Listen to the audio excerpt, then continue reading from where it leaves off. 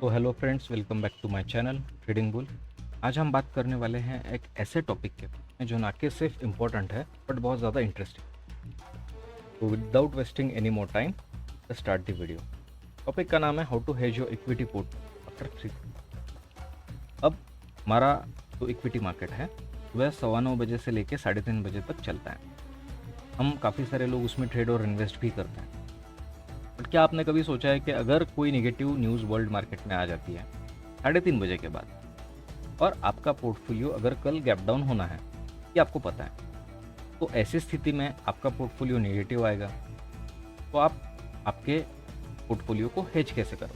तो एक single line answer है, आपको कमोडिटी मार्केट में ट्रेड करना पड़ेगा। अब कमोडिटी मार्केट में ही क्यों ट्रेड करना है? तो उसके कुछ एडवांटेजेस हैं। आपने अगर मेरे चैनल की वीडियोस को देखा होगा तो ये वो बात गौर की होगी आपने कि मैं काफ़ी ज़्यादा एम्फेसाइज कमोडिटी मार्केट के ट्रेड पे करता हूँ। लेकिन क्यों? तो उसके कुछ कारण हैं, मैं इनफैक्ट एडवांटेजेस कहूँगा, तो मैं आपके साथ शेयर करना चाहूँगा। सबसे पहला एडवांटेज है कि आपको 14.5 घंटे का टाइम मिलता है, सुबह 9 बजे से लेकर रात में 11:30 बजे तक, जो कि एक अच्छी बात है ट्रेडर के लिए। दूसरी बात है कि इसमें जो फ्यूचर ऑप्शंस के लॉट होते हैं ना, उसका साइज़ छोटा होता है। जैसे इक्विटी मार्केट में आप रिलायंस के फ्यूचर में काम कर रहे हो, तो एक स्पेसिफिक नंबर ऑफ शेयर्स वो आपको फ्यूचर में मिलेंगे। मतलब एक लॉट है फ्यूचर का, उसमें 250 शेयर है, तो आपको 250 शेयर के साथ ही ट्रेड करना पड़ेगा। बट आप कमोडिटी मार्केट में देखो और कोई आप स्क्रिप्ट ले लेते हो, जैसे आप क्रूड ऑयल ले लीजिए, तो क्रूड ऑयल में आपको 100 BBL का भी लॉट मिलेगा, 10 BBL का भी लॉट। तो जिसकी इच्छा है कि कम रिस्क और कम रिवॉर्ड के लिए काम करना है, वो 10 BBL का लॉट लेके चलता है, और जिसको हाई रिस्क हाई रिवॉर्ड चाहिए वो 100 BBL का लॉट भी ले सकता है। तो ये एक एडवांटेज कमोडिटी मार्केट में जो इक्विटी मार्केट में नहीं है। तीसरी बात है, अब लॉट साइज़ अगर मेरी छोटी हो रही है तो फिर मेरे को मार्जिन भी तो कम लगेगी, राइट? लेकिन ये इक्विटी मार्केट में है नहीं। तो आपको 1.5 लाख का मार्जिन है या 2 लाख का मार्जिन जो भी है, depending on the nature of the share और का लॉट साइज़ है, कॉन्ट्रैक्ट वैल्यू, उसके हिसाब से तो आपको देना ही पड़ेगा। बट यहाँ ऐसा है नहीं। आप अगर छोटा लॉट लेते हो तो आपको मार्जिन भी छोटी। चौथी बात, यहाँ पे मल्टीपल अपॉर्चुनिटीज़ आपको मिलती है, या तो आपको ट्रेड लेके पैसा बनाने के लिए, या तो फिर आपका अगर पोर्टफोलियो नेगेटिव है तो उसे कवर करने के लिए। उसका रीज़न ये है कि आप अगर किसी भी स्क्रिप्ट को ले लेते हैं, जैसे फॉर एग्जांपल आप ले लीजिए, मिसाल के तौर पे ले लेते हैं हम अभी सिल्वर को, तो सिल्वर के अगर स्क्रिप्ट में आप देखोगे तो 400-500 पॉइंट का मूव आपको ऐसे ही मिल जाएगा, चाहे वो ऊपर वाले साइड में हो या नीचे वाले साइड में। ऐसे आपको, हम उसे स्विंग कहेंगे, तो ऐसे आपको 8 से 10 स्विंग तो आराम से देखने के लिए मिल जाएंगे 14 घंटे के टाइम स्पैन।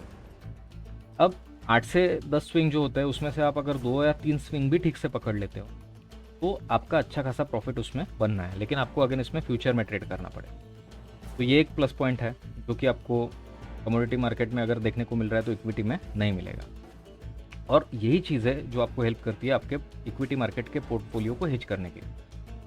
और जितना मूवमेंट कमोडिटी के स्क्रिप्ट्स में होता है उतना इक्विटी मार्केट में, मतलब निफ्टी बैंक निफ्टी को छोड़ के, तो मुझे नहीं लगता कि कहाँ होगा, बट शेयर्स में नहीं होता है। और फ्यूचर में काम भी करना है तो छोटा लॉट आपको नहीं मिलता है।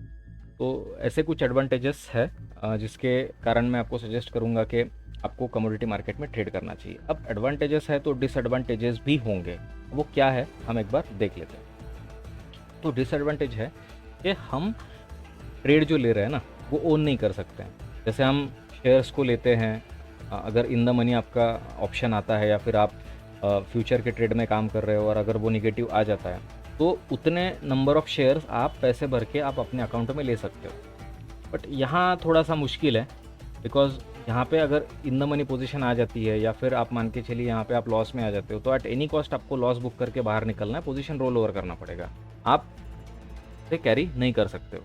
दूसरी एक बात है इसमें कि जो स्क्रिप्ट्स है ना कमोडिटी मार्केट में, वो सारी स्क्रिप्ट्स हाईली वोलेटाइल है। वोलेटिलिटी का मतलब ये है कि कम टाइम स्पैन में या छोटे टाइम स्पैन में किसी भी स्क्रिप्ट का वैल्यू बहुत ज़्यादा बढ़ना या कम होना, हम उसे वोलेटिलिटी कहेंगे। तो ये चीज़ इसमें है जो प्रॉब्लमेटिक है। कुछ केसेस में चॉपी मार्केट भी कह सकते हैं हम उसे, और काफ़ी सारे लोगों के स्टॉप लॉस यहाँ हिट हो सकते हैं। कुछ लोग अगर लकी है तो पैसा भी बना सकते हैं। तो दोनों चीज़ें उसमें हो सकती है। और एक बात है कि इंटरनेशनल इवेंट्स जो होते हैं, जैसे रशिया यूक्रेन वॉर है या अमेरिका ने कोई रिसेशन रिलेटेड अगर न्यूज़ पोस्ट करी है तो वो है, तो ऐसी न्यूज़ के बहुत ज़्यादा नेगेटिव या पॉजिटिव इम्पैक्ट आपके कमोडिटी मार्केट के स्क्रिप्ट्स पे आ जाते हैं। तो मैं अच्छा खासा गिरावट या अच्छा खासा चढ़ाव आपको देखने को मिलेगा। तो ये प्लस पॉइंट भी है, पॉजिटिव भी है, निगेटिव भी है। और एक बात इसमें है कि लॉन्ग टर्म होल्डिंग आप इसमें नहीं कर सकते हो, ये कॉन्ट्रैक्ट है।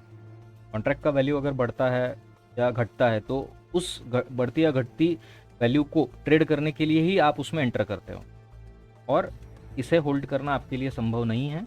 इसीलिए आपको इस पर किसी भी तरह का कोई डिविडेंड नहीं मिलेगा जो आपको शेयर के केस में मिलता है। तो ये कुछ एडवांटेजेस और डिसएडवांटेजेस है जो मैंने आपके साथ शेयर किए हैं।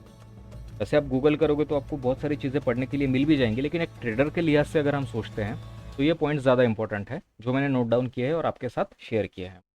तो that's all for the day. Stay tuned to my channel trading bull.